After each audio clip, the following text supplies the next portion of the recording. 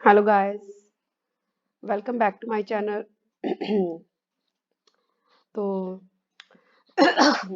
आज का हमारा टॉपिक है appointment of directors to be voted individually. Section 162 क्या है इसमें? हम्म,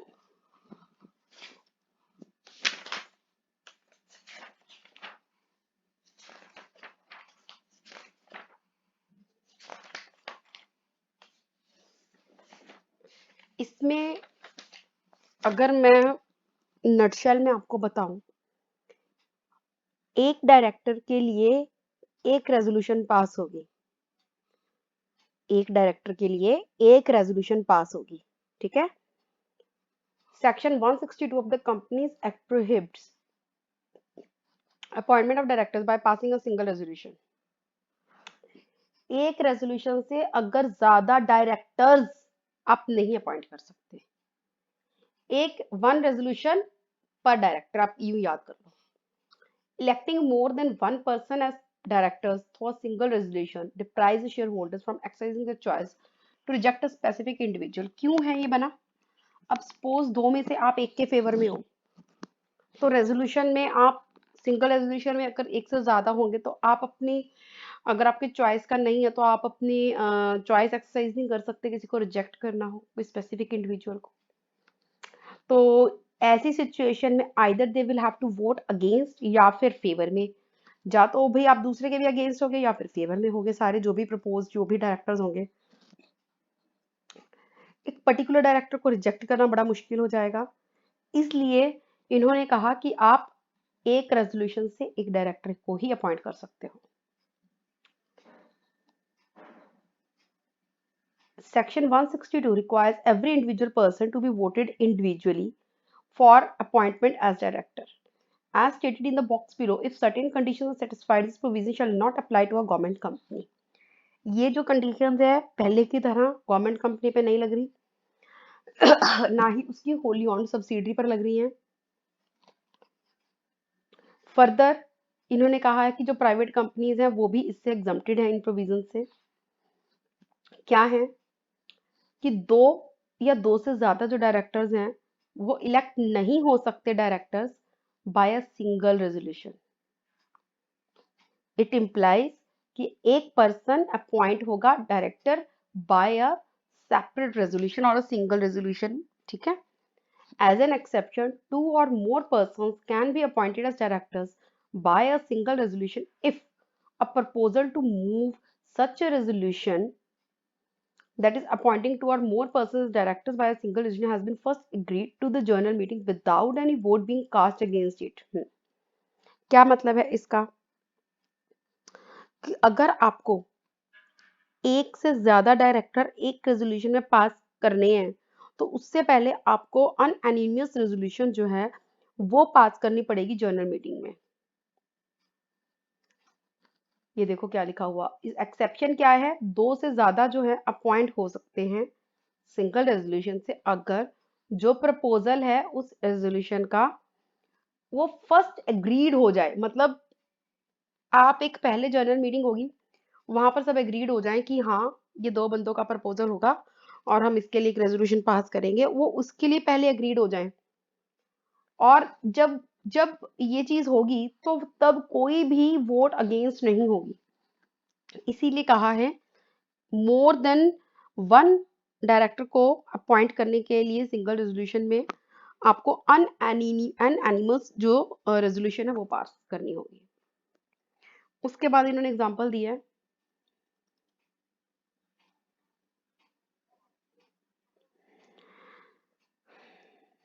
A company had its journal meeting at its registered office with 20 members present. At the meeting, a proposal was moved to appoint three persons as directors by the single resolution। जो company है उसने GM रखी registered office में, जिसमें कि 20 members जो थे present थे, और मीटिंग में प्रपोज हुआ कि हम तीन पर्सन्स को एक सिंगल रेजोल्यूशन में जो है वो अपॉइंट करेंगे। जो प्रपोजल था वो एग्रीड हुआ 17 शेयर होल्डर्स से, जो कि फेवर में किया, लेकिन 3 ने वोट ही नहीं डाली। No vote was cast against the proposal. Basically इसमें कहना क्या चाहते हैं कि अगेंस्ट वोट नहीं होनी चाहिए। अब 3 ने वोट नहीं डाली तो उसका कोई हल नहीं है ना। मतलब कोई भी वोट जो है वो अगेंस्ट नहीं होनी चाहिए उसके। ना डालो चलेगा, चलेगा, लेकिन जितनी हो वो फेवर में हो, जितनी हो उसमें कुछ ना नुक्कड़ वाला सिस्टम ना हो, चाहे कम हो ज्यादा। तो जो कंपनी है वो कर देगी। और जो ये सिंगल रेजोल्यूशन है वो सिंपल मेजोरिटी से, मतलब जो कि ऑर्डिनरी रेजोल्यूशन होती है उससे पास हो जाएगी। जो रेजोल्यूशन है, जो इस कॉन्ट्रावेंशन ऑफ पॉइंट सेकंड है, इन्होंने कहा है और shall be void, और या फिर whether or not objection thereto was raised at the time when it was so moved।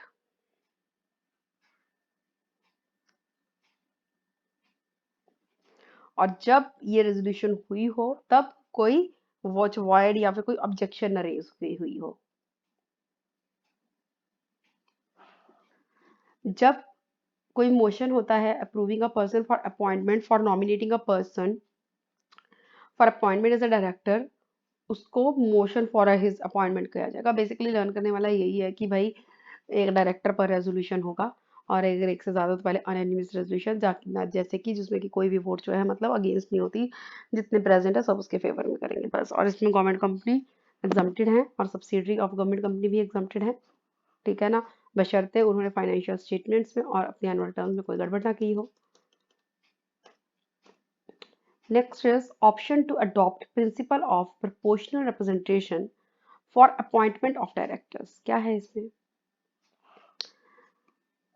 कि ऑप्शन दी गई है। सबसे पहले वर्ड है ऑप्शन, कि आप अडॉप्ट क्या कर सकते हो, प्रिंसिपल किसका,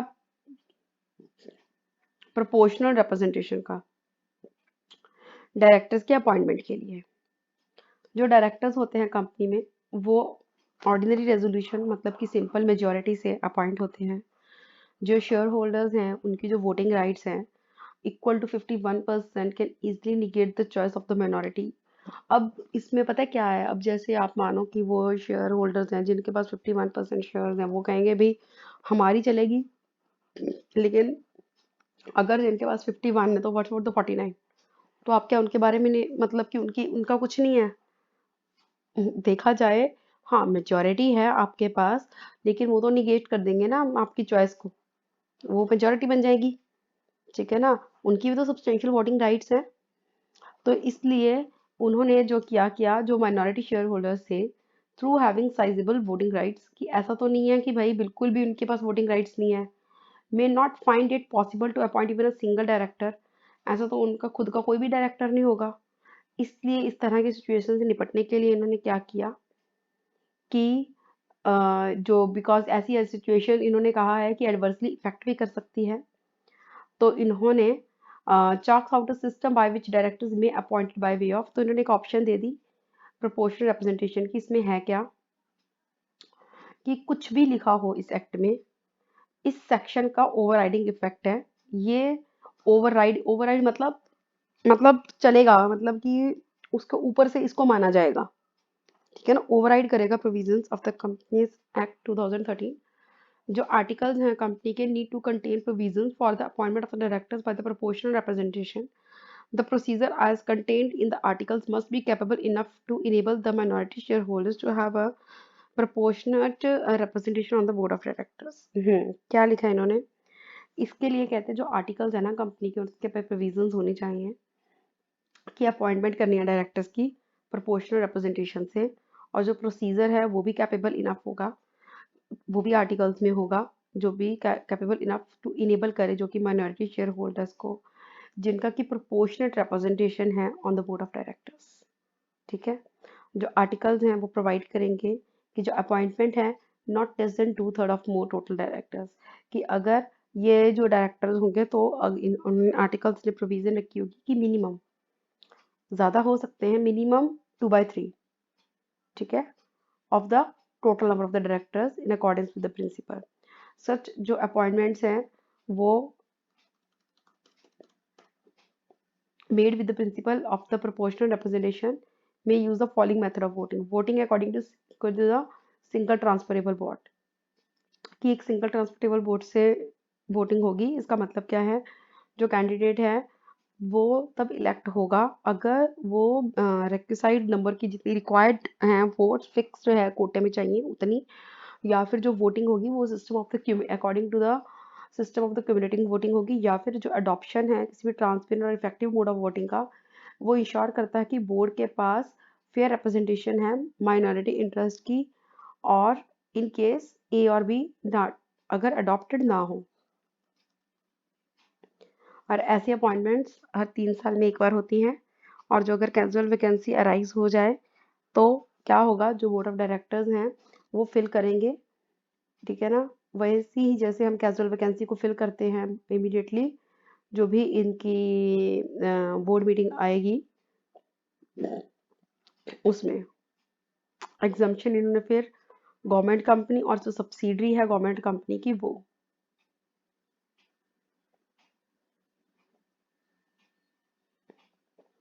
disqualifications for the appointment of the director. Section 164 जो है कंपनीज एक्ट का, इसमें डिसक्वालिफिकेशंस बताया है, बड़ा इंपॉर्टेंट है ये। बेसिकली ये वो चीज़ें हैं, अगर कोई डायरेक्टर ये अट्रैक्ट कर ले, कुछ भी उनमें से उसको हो जाए, तो फिर वो डायरेक्टर नहीं बन सकता। तो ये डिसक्वालिफिकेशन अंडर सेक्शन 164 हैं। मतलब कि आप मानो कि उसकी eligibility to become a director वो छिन जाएगी अपॉइंटमेंट के लिए, अगर उसके पास अगर वो कुछ भी ये डिसक्वालिफिकेशंस जो है वो जो अट्रैक्ट कर लेता है। Law does not specify any professional educational qualification or director requires to hold requisite number of the qualifications except that is a general rule. Any person desiring to become a director should be competent to a contract and should have been allotted in. देखो वो तो है ही कि उसने अपनी consent देनी है कि भाई, और वो दिन होगा। उसके बाद इन्होंने डिस्क्वालिफिकेशंस बता दी। बंदा पागल नहीं होना चाहिए। पागल का क्या मतलब है, अब ऐसे तो हम किसी को भी बोल दें ये तो पागल है, उसका क्या, वो तो पागल है, लेकिन हमारे कहने से कोई पागल नहीं होता, ठीक है। पागल मतलब अगर कोर्ट कह दे ना कि भाई वो बंदा पागल है, तो बस फिर कि he is of unsound mind and stands to be declared by the competent court, कि अगर कोर्ट डिक्लेयर कर दे कि हाँ ये पागल है, तो फिर आप उसको डायरेक्टर अपॉइंट नहीं कर सकते। अनडिस्चार्ज इंसॉल्वेंट, इसका क्या मतलब है कि आपका दिवाला निकल गया है और आप अभी अपनी मतलब कि जब आपका निकल गया है तो आप डिस्चार्ज नहीं हुए हो, आप अपने आपका भी निपटारा नहीं हुआ है अपने लाइबिलिटीज से, ठीक है ना, और आपका दिवाला निकल चुका, तो ऐसे बंदे को भी वो नहीं डायरेक्टर अपॉइंट करते।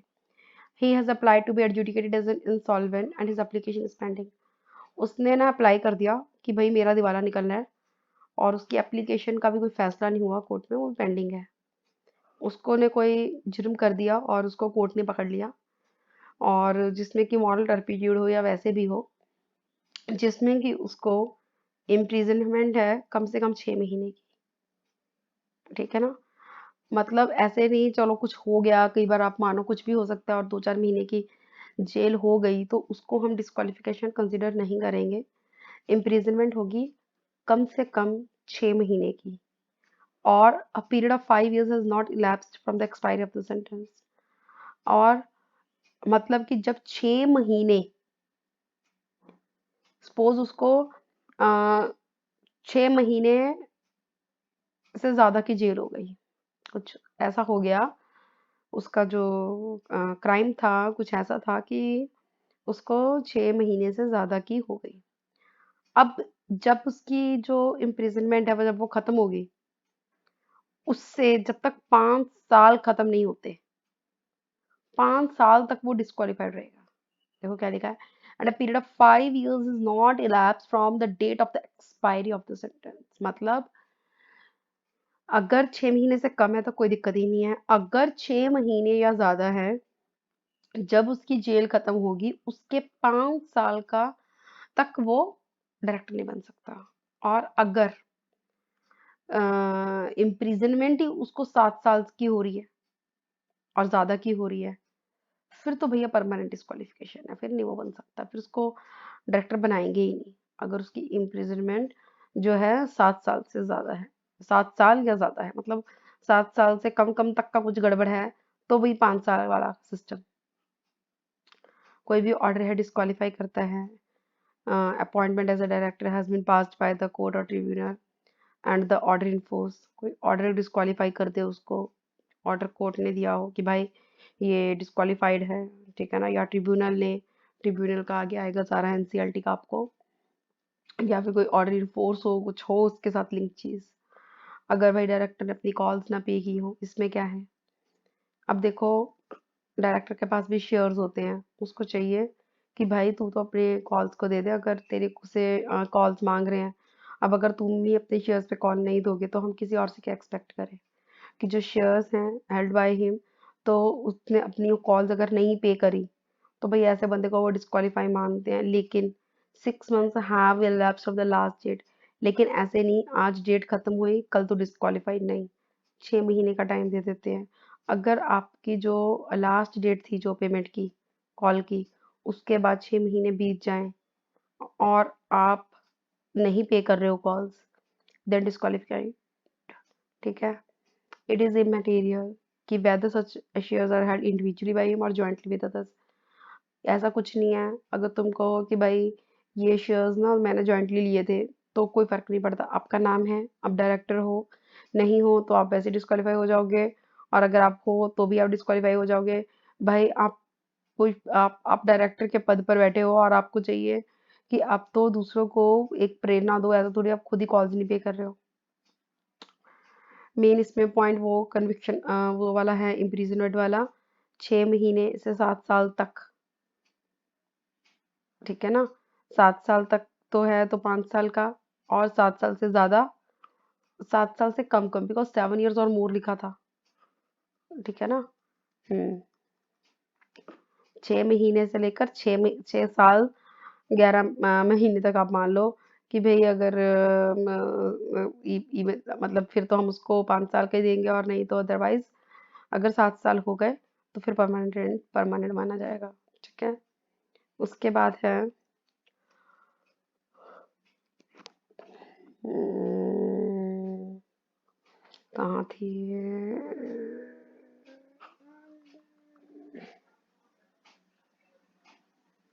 याद है, has been convicted of the offence of the dealing with related party transactions. अब सेक्शन 188 कहता है कि भाई अगर आपकी कोई रिलेटेड पार्टी ट्रांजैक्शंस है ना, तो आपको उसको डिस्क्लोज करना चाहिए। कोई पर्सन ने कन्विक्ट हो गया, पकड़ा गया, और डायरेक्टर था पकड़ा गया और उसके रिलेटेड पार्टी ट्रांजैक्शंस थी, ठीक है ना, तो भी तो डिस्क्वालीफाई हो गया भाई। During the last preceding 5 years, पिछले 5 साल तक में से कोई भी होगा। और अगर वो सेक्शन 152 सबसेक्शन 3 जज के दिन का है, अगर वो उसके साथ कंप्लाई नहीं करता वो तो भी डिसक्वालीफाइड हो जाएगा, ठीक है। और अगर सेक्शन 165 जो कि लिमिटेड नंबर ऑफ डायरेक्टरशिप्स का है, अगर वो भी फॉलो नहीं करेगा तो भी वो डिस्क्वालीफाइड हो जाएगा। Subsection 2 of the Section 164 prescribes disqualifications which get attached to a person if he or has been a director of a company which has committed default as under। इन्होंने बताया है कि 164 का सबसेक्शन जो 2 है वो भी कुछ डिस्क्वालिफिकेशन बताता है जो कि अटैच हो जाती है पर्सन के साथ अगर वो कुछ डिफॉल्ट करता है। अगर जैसे कि वो फाइनेंशियल स्टेटमेंट्स अपनी कंपनी की जो है, इस कंपनी जो है जिस कंपनी में वो डायरेक्टर है, फाइनेंशियल स्टेटमेंट्स नहीं फाइल कर रहा, रिटर्न एनुअल रिटर्न्स नहीं कर रहा 3 साल के लिए for any continuous period of 3 years, ठीक है। या फिर his company fail to repay the deposits, जो उसकी कंपनी है उसने डिपॉजिट्स नहीं पे किए जो कि एक्सेप्ट किए थे उसने, और या फिर इंटरेस्ट नहीं दिया, रिडीम नहीं किया डिबेंचर्स ड्यू डेट पे, या इंटरेस्ट पे नहीं किया ड्यू दियर ऑन टू पे any dividend declared and such failure और रिडीम कंटिन्यूज फॉर 1 year और मोर, ठीक है ना। तो इन्होंने अनसाउंड माइंड वो अनडिस्चार्ज इंस्टॉलमेंट और वो कॉल्स का पे ना करना, या फिर आप मानो इम्प्रीजनमेंट का इन्होंने दे दिया 6 मंथ से लेके 7 साल से कम कम तक 5 साल का, और 7 साल से ज़्यादा का इन्होंने दे दिया है कि परमानेंट डिसेबिलिटी। और इसके साथ ही इन्होंने सबसेक्शन 2 में बोला है कि जो बंदा अपनी फाइनेंशियल स्टेटमेंट्स ना भरे, एनुअल रिटर्न्स ना दे, कॉन्टिन्यूस, ऐसे नहीं 1 साल की नहीं हुई तो वही डिस्क्वालिफिकेशन हो गई, कॉन्टिन्यूस 3 साल लगातार 3 साल की, और जो कंपनी है वो फेल हो जाए डिपॉजिट्स को रीपे करने में या उसका इंटरेस्ट या डिवेंचर्स को रिडीम करने में, ठीक है ना, जो भी डिविडेंड निकले और सच फेलियर जो है वो 1 से ज़्यादा साल तक रहे। फाइनेंशियल स्टेटमेंट में 3 साल थे, यहाँ पर 1 साल से है।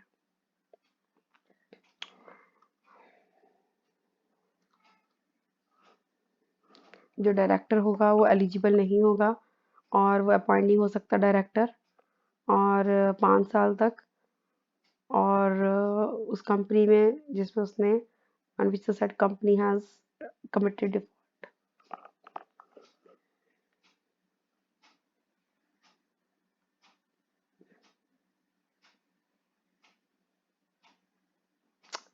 Where a person is appointed as a director in a defaulted company. कहते केस है जहाँ पर जो पर्सन है जो अपॉइंटेड होता है डायरेक्टर कंपनी में जिसने कि कोई डिफॉल्ट किया हो, जो हमने ए और बी में कोई क्लॉज ये करे हैं, ए और बी वाले ये वाले फाइनेंशियल स्टेटमेंट्स या फिर रिपे डिपॉजिट्स और डिवेंचर्स और इंटरेस्ट देयर ऑन। इसका इन्होंने कहा है in case a person is appointed as a director which has committed default, as she shall not incur the disqualification for a period of 6 months from the date of his, वो दोनों में disqualification को इनकर नहीं करेगा for a period of 6 months, 6 महीने उसके appointment में, ठीक है।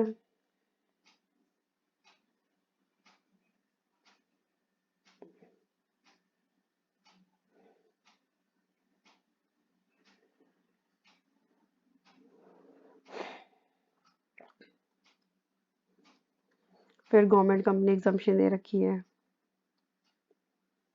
Additional qualification by the private company, जो प्राइवेट कंपनी है जो सब्सिडी नहीं है पब्लिक की, परमिटेड है प्रोवाइड करे एडिशनल डिस्क्वालिफिकेशन अपने आर्टिकल्स और अडॉप्ट। और अब देखो अगर किसी भी कंपनी को लगता है कि नहीं हमारे लिए ये काफ़ी नहीं, हमको तो ये क्लॉजेस भी डालने हैं, तो वो डिस्क्वालिफिकेशन का डाल सकते हैं अपने आर्टिकल्स में, ठीक है। For the appointment of a person as a director besides so specified in subsection 1 और 2, ठीक है। Thus it may specify certain qualifications like graduate only shall only be the director or the prospective director should hold certain number of qualifications she has example दिया इन्होंने कि graduate होना चाहिए या फिर उसके पास इतने क्वालिफिकेशन के शेयर्स होने ही चाहिए, ठीक है।